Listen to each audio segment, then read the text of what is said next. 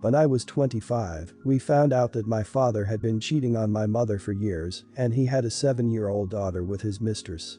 In one split second, the happy family I knew was gone and I went through the darkest time in my life. My parents divorced and per their prenup, my mother walked away with most of their assets since she also contributed more to the family income. She never forgave my dad for what he did and never talked to him again, though she grudgingly allowed me to have whatever relationship I wanted to have with him.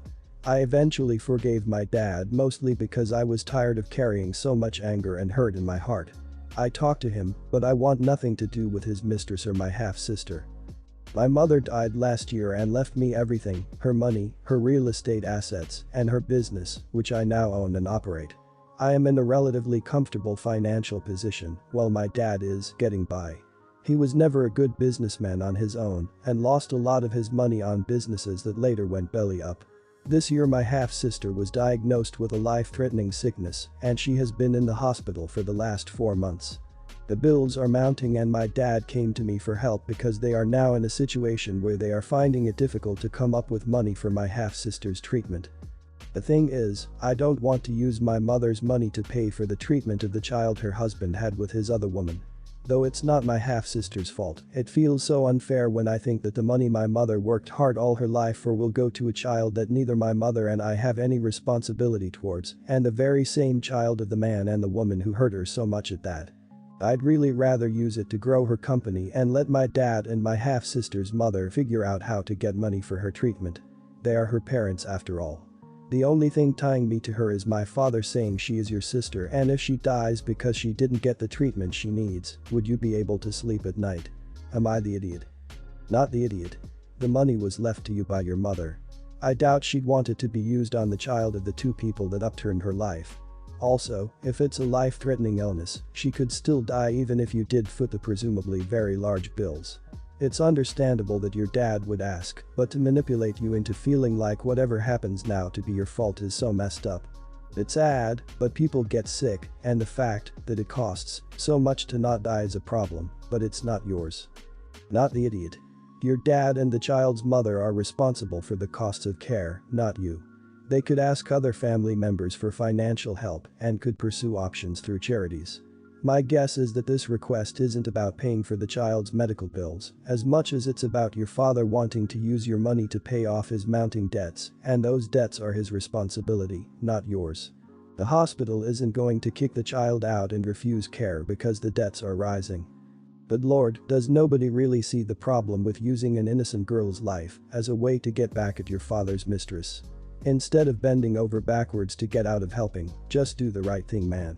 I'm sure they're not asking for all of your money, but just something to help out. You didn't like how your father and his mistress ruined your family. Break the cycle and be the better man. You're the idiot, and everyone in this thread saying you're not is also an idiot. Why do people screw so much? I am the youngest of 3 children. I'm 27 and I'm engaged, planning on getting married next summer, and then trying for a baby. We don't want to start trying for kids until we have at least a bit of money in the bank, because babies are expensive. My brother is 36. He is married with 3 kids. I'm not sure exactly how much he and his wife earn, but they own a house big enough for everyone to have their own room plus a car each, so estimating a lot. The kids are all under 10. They have some remaining debt from when they both went to college, and my brother is also trying to start his own business, but from what they've said this is all financially manageable for them. My sister is 31, the middle child, and a single mother. When she was 16 she got pregnant. She wanted to put the baby up for adoption, but our father, who was very conservative, told her that if she did anything but raise her child, he would cut her off from both the family and the will. My sister had always planned on being a mother, but never thought it would be so soon. She finished high school and worked part-time jobs until she could afford to move out. When her son was around 8 she went back to school and earned a teaching qualification and is currently in her 3rd year of teaching full-time. Her son is now 14, nearly 15. Both our parents passed within the last 5 years. In the will, Dad left me the deed to the house in the hopes I'd make it my family home. I was the sole owner. The house was in poor condition and in a poor location, so, with my siblings' permission, I put some of my own money into the house, fixed it up, and sold it for just under $230K. My siblings did not put money towards the house, only gave me permission to sell, which I felt I should ask for as we all grew up there and we all had belongings still in the house that we were able to split appropriately. My dad left my brother about 50k to start his business.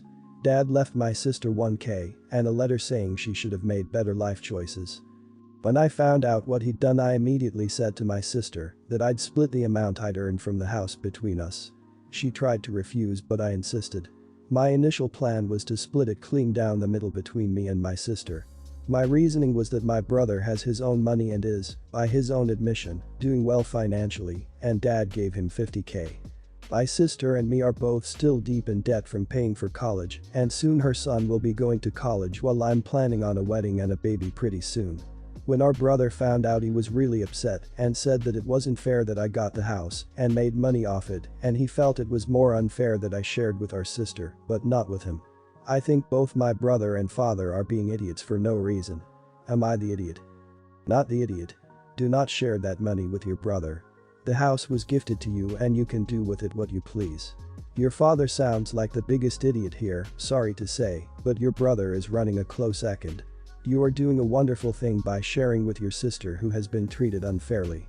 I don't see any mention of your brother leaping to donate some of his cash to your poor hard-done-by sister. He seems pretty eager to get a cut of your inheritance though. Not the idiot. You were given the deed to the house, your brother was given a lump sum of money. Your poor sister was given an extra dose of shame that your father had been giving her for years. The house was yours and you could do with it whatever you wanted to do. You made the right choice. You're a good sister and your father is a huge idiot, may he rest in peace. Your brother is being greedy.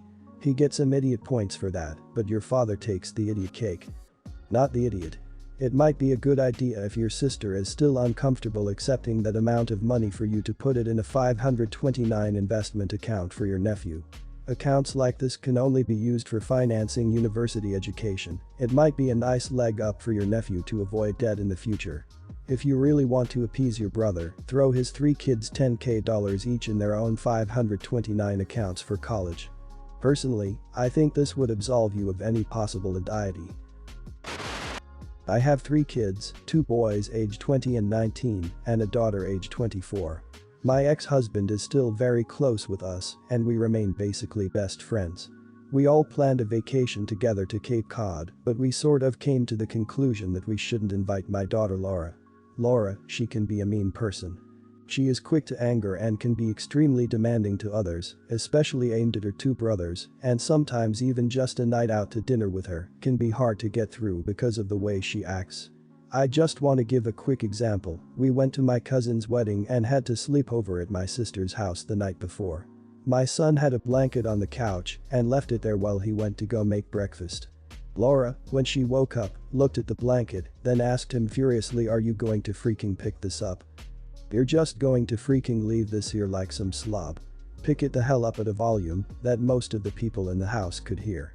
My son doesn't even want to talk back to her for fear of escalating her anger, so he just did it.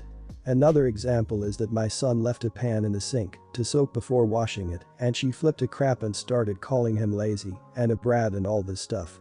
Over one pan. One time she asked my husband to do yoga and he didn't want to, and she basically started berating him for being unhealthy and making his refusal to do yoga into this big thing. One time my son was having a migraine and had to cancel going to his aunt's dinner, and Laura just absolutely berated him and insulted him for not swallowing the pain up and going. That is a microcosm of how she acts, not only to them, but to us as well, and her boyfriends and friends. If she finds even the slightest thing wrong with someone, she will point it out, viciously. She can also be funny and charming and talkative. She isn't all bad. But she seems to have a problem when it comes to not being able to keep quiet over even slight things she finds annoying. We want to have a fun vacation. But the thought of being with her for a week makes us all groan. It only takes one of her attacks at us to really dampen the mood, especially when she starts insulting people's characters and demeaning them. Me and my husband try to calm her down and tell her she's being irrational, but there's no point at all. She just aims it at us and escalates further. So we aren't telling her we're going. We're just gonna go. Are we the idiot for this? For basically abandoning our daughter to go on vacation without her? She would 100% be excited to go if we asked her, and she only lives 2 hours away from where we're going. We live in New York, she lives in Providence, but spends half her year in New York. It screws, because I do love her, but I also don't want to ruin a family vacation. I keep thinking how much fun it'll be to go with just the boys, and how awful it will be to go with her, but also how bad it is to not invite my own daughter. Everyone's the idiot here. You all for not talking to her and being ready to hide this forever, and her for being a brat. I'm not relieving you of parental blame either. Her attitude is a product of her upbringing, be it something learned or a condition that went uncared for. That out of the way, I totally understand you're not wanting to take her. Honestly, I wouldn't want to either. Vacations are meant to be peaceful and enjoyed. This is complicated, and for the reasons above I think you owe it to her. I disagree with almost everybody. There are consequences to being right all the time. If your whole family feels you will ruin a vacation, you are the idiot. She has alienated her family and she is an adult. What if her parents did her a disservice? None of her friends or colleagues have corrected her. A parent can't be everything, and every parent has failures. It's her life now, and she seems to feel like her need to berate people is more important than harmony in the family. Everyone's the idiot here. I mean, she's an adult, but at the same time, you raised her to be the way she is. You've ignored the problem and now look what's happened. You need to sit down as a family and have a civil talk about the vacation. As someone who was left out of family vacations often, I can tell you that it's going to make all your problems worse, and you likely lose your daughter. She's not going to understand what happened because you won't tell her. All she's going to see is that she wasn't invited to a family vacation. Myself, 28, and my girlfriend Haley, 23, have been together for 2 years, live together, and have an amazing relationship. However, we come from very different families. Her family is pretty traditional, everyone marries, settles down, then has kids. Not to say she firmly believes this is the right thing to do, though. She had a pretty freaked up childhood, if that's at all relevant. My family is extremely blended, with many divorces and teen pregnancies and kids with various partners. Haley has always gotten along really well with my family, they love her and vice versa. She has always accepted the way my family is, but something happened this morning to make me think otherwise.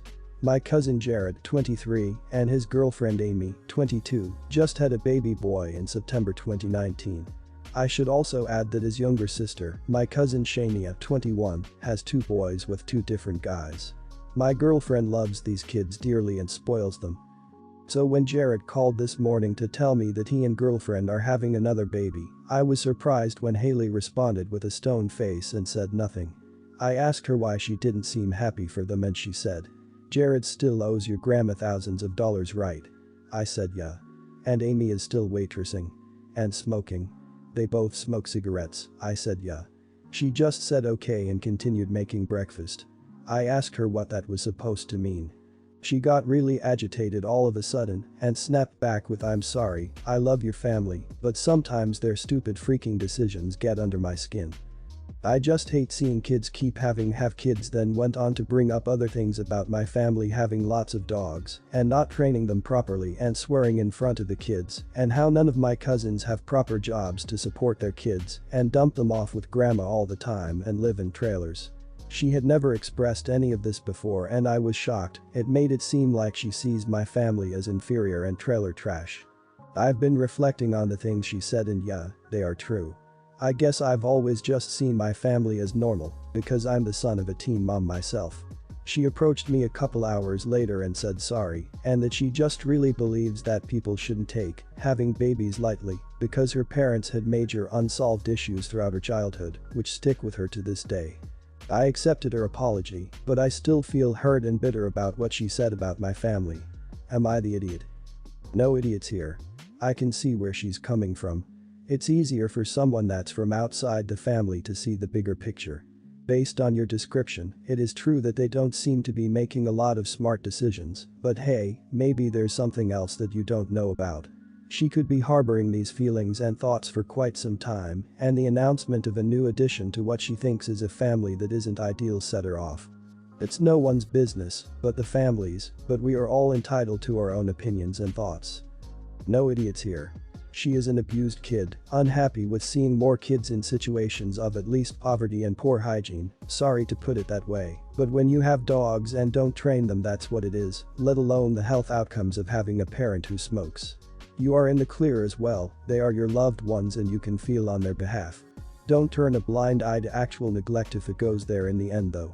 The soft spot for family and getting angry when someone points it out is exactly how childhood neglect goes uncorrected. No idiots here. Of course, you feel defensive about your family, even if they make crappy life choices. They're your family after all. What your family does may seem normal and common, but the majority of the population is poor and uneducated, so that's not the standard to go by. Your girlfriend is right to say that your cousins are making poor decisions. Young, poor people should not be reproducing. But how can they know any better when their examples, parents, have made the same poor decisions? 28. Living alone in a high-rise apartment with my cat, Bella. My dad's sister, and Jess her husband had no children, so they treated me as their own. We were close until my family moved overseas 20 years ago. Earlier this year my dad informed me that my uncle-in-law passed away and that Jess wanted to have a vacation to deal with grief. She'd be staying in my town for a month and wanted to stay with me, I agreed. When Jess moved in, Bella rubbed on her legs. Jess swept her away, telling me that she disliked cats. The first time somebody resists Bella's charms, but whatever, not like everybody liked cats. It was a busy period, I could not take days off work, so Jess passed time on her own, sightseeing and shopping, etc. She also cleaned my place. During weekends I'd keep her company, we'd cook together and chat for hours. It would have been perfect had she not expressed how much she hated Bella. Jess frequently complained how Bella creeped her out by rubbing, jumping, and staring at her when I was out. She also complained how much I spent on Bella and the money was better off elsewhere. I would always politely explain to her that I loved Bella and was willing to spend on her. Once I came home and found the storage room open, it was usually closed to prevent Bella from entering, as had sharp and toxic things inside. Fortunately, nothing seemed touched. I asked Jess, she said she was cleaning and forgot to close the door. I suspected she did it on purpose, but brushed it off later, women her 50s, and could get careless. Then came a day I reach home to find the windows open. Unmeshed windows, 14 levels from the ground, wide open. I closed them and looked for Bella, she was sleeping under my desk. I confronted Jess and asked her what the heck. Did she not know cats could jump? Did she not see the meshes I put on windows? Those unmeshed should be closed at all times. Jess snorted and told me that she opened the windows because it was too warm. Well, I installed air cons for a purpose. This was the last straw, not going to let my cat to be at risk any longer, who knows what she would do next time when I am out. I called up my dad and asked him to have Jess leave before I kick her out myself. Dad soon invited Jess to live in his place. Dad told me later that Jess felt lonely, unwelcomed and unloved, and it was very mean of me to have treated her this way. I was sorry for not spending as much time with her as I should, but I could not have her endangering Bella's life, even after highlighting how precious she was to me. Not the idiot. No, you are not. Aside from the fact you have a life and still allowed her to come to stay with you shows you care about family and were trying to be accommodating. She cannot expect your life to just revolve around her. It was rude, despite her grief, to treat your cat that way or imply your kitty was a waste of money and risk her as she did. She is a guest and she should respect that and everything in your home. I hope your father understands this. You did nothing wrong. Not the idiot, Christ, I don't like my son Snake, that doesn't mean I'm gonna leave the poor thing's enclosure open so he can get eaten by the cat. She's a guest in your house, all she's gotta do is leave the cat alone and basically ignore her existence if she doesn't like her. It's not like you asked her to be your cat's best friend if she feels slighted to bad for her. There's a chance she didn't leave the door open or the window specifically to hurt your cat, but even just constantly hating on your cat is rude.